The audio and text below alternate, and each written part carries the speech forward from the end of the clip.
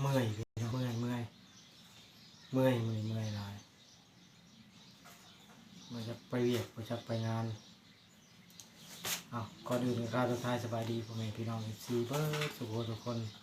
ทางภายในและต่างประเทศยินดีเข้าสู่ช่องบอพอนชาแนลเด้อพี่น้องวันนี้ก็มาแต่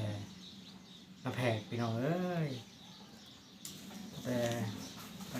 มันเกิดเรื่องเกิดราวมีปัญหากันเลยถึงขั้นผู้ใหญ่แล้วก็ผู้ใหญ่พี่น้องถึงขั้นในบ้านแต่ว่าบ่แม่นเรื่องข่อยหรอกเรื่องของแม่ข่อยน้องเอ้ยกินเหล้าเมาพอได้มีเรื่องมีราวน้องเหตุผลมันก็กินเหล้าพี่น้องมือบุญวันที่9ที่10และย้อนหลังหากันมาเกิดเรื่องแท้ในวันที่13 14พี่น้อง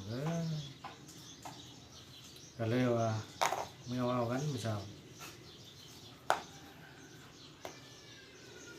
เฮ้ยไม่ร้าย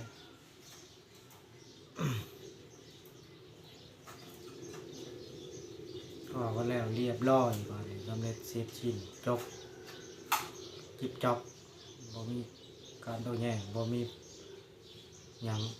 เข้าใจกันเรียบร้อยแต่เพิ่นบ่ให้ถ่ายคลิปพี่น้องเอ้ยเพิ่นบ่ให้ลงคลิปในบ้านเพิ่นว่าบ่ได้ถ้าถ่ายคลิปแต่บ่เว้าให้ว่าอีกเว้าไปแนวนั้นพี่น้องให้ขึ้นมาจากแนวเว้าโอ้ยก็เลยบ่ได้ถ่ายเพิ่นบ่ให้ถ่ายแล้วก็ย่าเพราะว่าเฮาก็อยู่ในกฎระเบียบพี่น้อง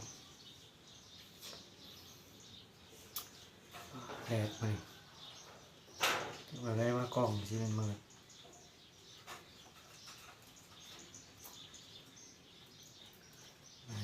แล้วหั่นแล้วก็หลังจากนั้นแล้วก็จบสิ้นกันพี่น้องอันนี้บ่ให้มีปัญหาคอยว่าคอยก็บอกอีเมลว่ามีปัญหาบ่บ่ให้สร้างเรื่องสิว่าหยังก็ต้องเบิ่งก่อนนี่เลยไว้ปากเสียสินพุ่นเอาไว้ดินโตไม้ถามเพิ่นว่าอดสิกันย้อนกันมาโอ้บ่ให้ไผเสียหายจบกัน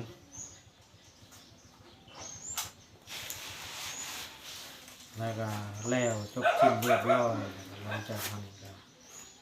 ในเวลามากินข้าวกินน้ำเนี่ยกลับไปต่อไปเอาของฝากอย่างของฝากจาก FC อย่างใจดีเพิ่นมาให้ออกไปส่งออกน้ำคนอยู่ในสวรรค์นี่แหละพี่น้องเพิ่นติดตามคอยตลอดเพิ่นว่าทุกคลิปทุกงวดขอขอบใจด้วยเด้อขอบใจที่พาเครื่องมาให้นี่แหละเครื่องกับพี่น้องเบิ่งน้ำกันรุ่นน้ำกันพี่น้องว่าสิเป็นยังแก้ให้เบิ่งพี่น้อง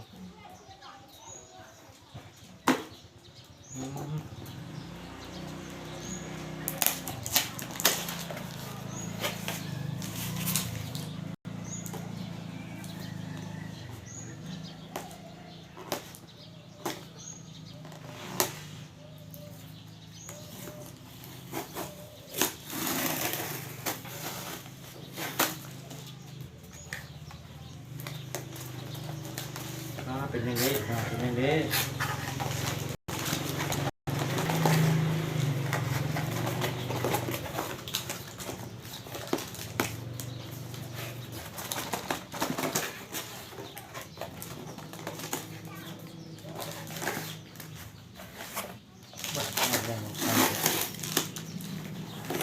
เข้าข้าง